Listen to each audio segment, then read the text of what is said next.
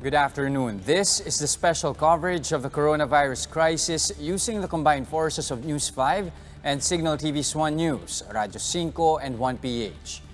Cases of COVID-19 infections in the country are still on the rise. The government, meanwhile, is opening up testing and isolation centers one by one. News 5's Maricel Halili is here to give us more details. Mase, anong mga sinabing targets ng palasyo in terms of testing?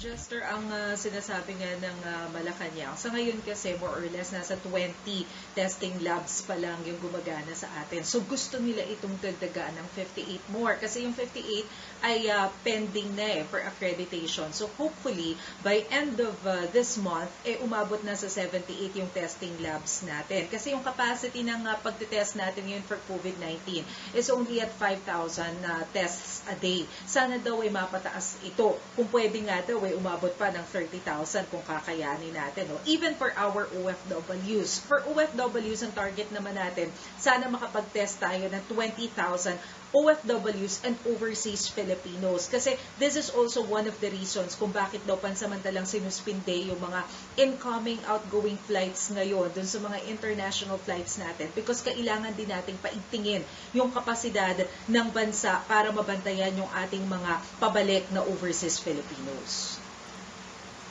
Kasi in terms naman doon sa mga lugar na isa sa ilalim or nakaisa ilalim doon sa ECQ, meron bang update sa guidelines? Of course, you have areas now wanting to be included in the list of areas under ECQ.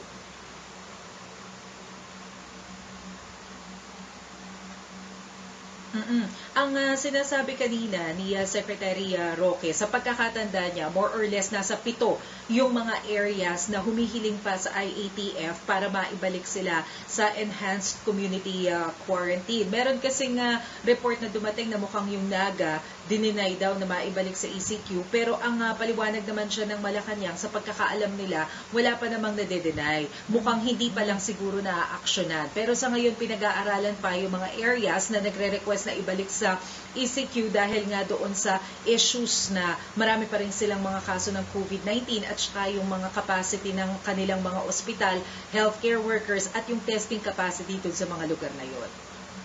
Now, when it comes to SAP distribution, meron ba tayong details regarding dun sa 5 million beneficiaries that will be added doon sa second tranche ng SAP? Sapat ba yung budget for that?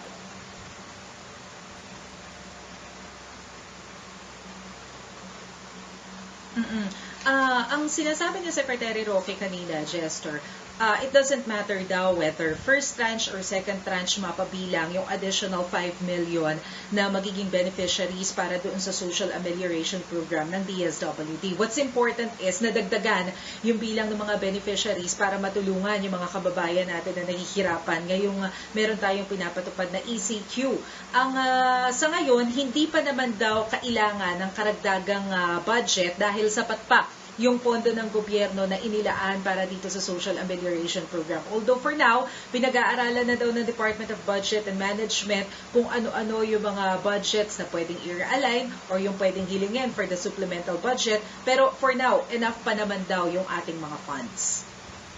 Also, last night we heard the President this time around making an apology sa mga Ayala and at the same time Manny V. Pangilinan. Anong susunod na hakbang ukol sa sinasabi niyang pag-uusap kasama ng mga nabanggit na business tycoons?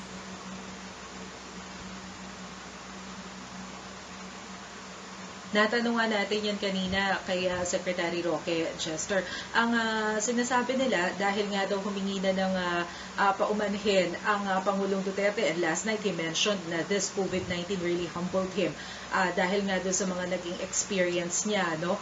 Ang sinasabi ni Secretary Roque, this time open ang Pangulong Duterte na makipag-usap. Of course, the legal matters remains to be legal matters. Pero kahit na ganun, kumbaga, baka daw pwede muna yung mga out-of-court settlement, mag-usap muna tayo, tingnan natin kung ano yung pwede nating mapagkasunduan.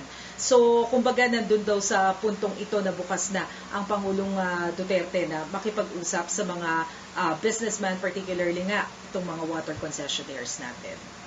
Alright, thank you for those updates. That was News 5's Maricel Halili reporting. A group of Transportation Network Vehicle Service or TNVS drivers pleaded for cash aid as they financially grapple amid the enhanced community quarantine. In a press conference, the group Laban TNVS says around 50,000 TNVS drivers have yet to receive any help from Grab Philippines. They complain that Grab is only referring them to the Social Welfare Department through the Land Transportation and Franchising and Regulatory Board regarding cash aid concerns. The group adds that their respective barangays disqualified them for the Social Amelioration Program because of their job. TNVS drivers can currently operate under the ECQ guidelines, thus making them jobless for almost 2 months now. Kung bakit po tayo nandito ngayon upang hilingin sa gobyerno ang mabilisang pag-release ng financial assistance. Hanggang ngayon po sa panahon na to ay iilan pa lamang na nakatanggap ng financial assistance mula sa ating gobyerno. The Interior Department orders the Philippine National Police to probe and arrest all local officials who are involved in anomalies related to the distribution of cash aid from the government. The order comes after President Duterte slams a village watchman who allegedly pocketed more than half of the fund intended for the Social Amelioration Program in Hagonoy, Bulacan. DILG Secretary Eduardo Año says he is also requesting the National Bureau of Investigation or the NBI to prioritize the investigation of graft cases against erring officials. In a televised address, President Duterte offered to give 30,000 pesos to individuals who may lead authorities to local officials involved in plundering SAP funds. And that's the latest on the enhanced and expanded community quarantine. For more updates, follow News 5, the Philippine Star and Business World online. I'm Jess De Los Santos. We are One News.